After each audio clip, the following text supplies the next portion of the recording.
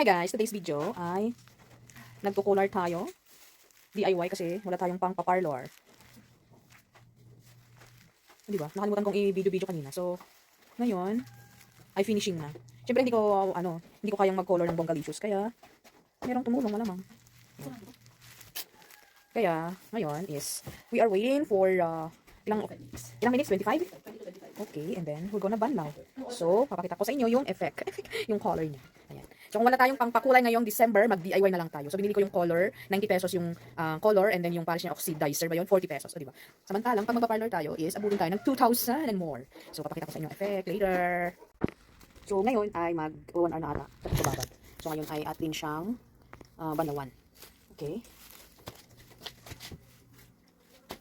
So, banlawan natin. Diba DIY talaga? Yung babad pa talaga. Tapos,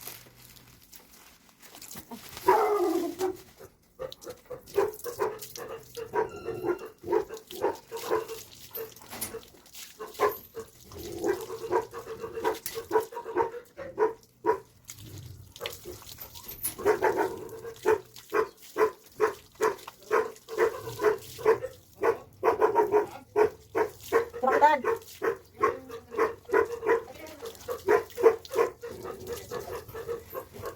Patayin muna natin ha. Tapos gagamit tayo ng maganda pa kasi kahit na-bleach na yung hair, smooth pa rin ang ating hair lalo.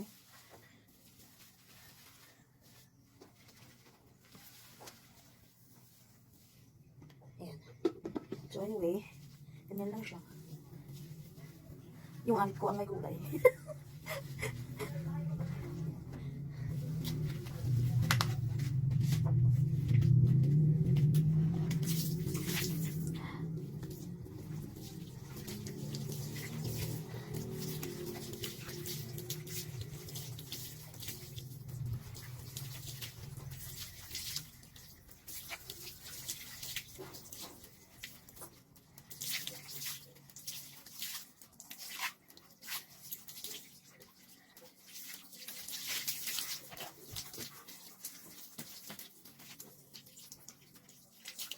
Okay. So, suklay na lang natin. So, ngayon guys, ating papatutuyuin para makita natin kung ano ang kinatabasan ng ating mga pinaggagawa. Ganarn.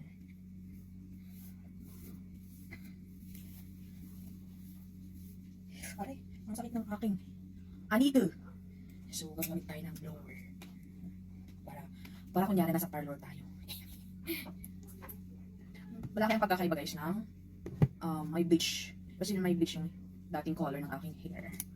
So now,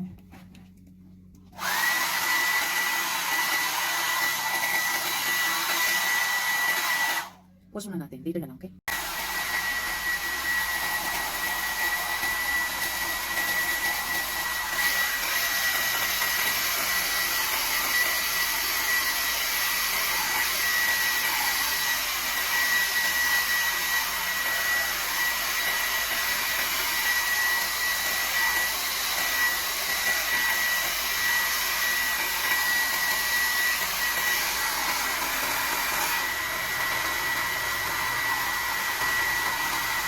Alright, so ayan po ang kinalabasan ng ating color.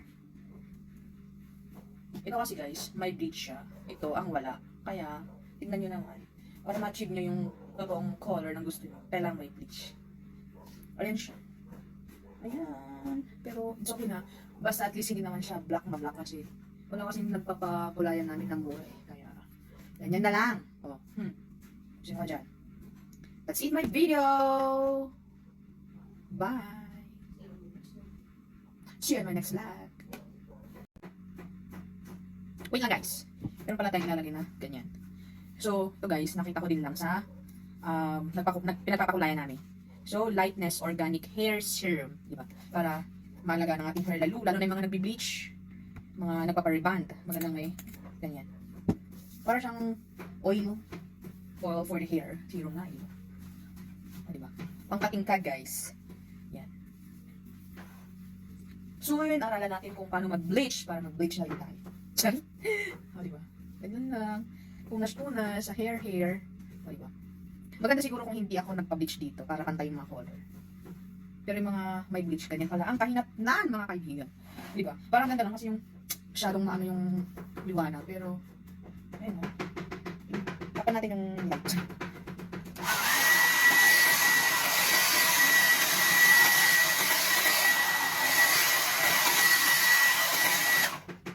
Okay, so that's it. My video for today. Kasi sumasakit ang aking anit. Baka yung anit yung ano, yung masyadong natatakan ng color. Okay na rin yan. Basta at least, ano, I tried my very best. So sa mga gustong mag-color, you can do it on your own, as in DIY. Ako lang kasi talaga, my bleach, ito ang wala.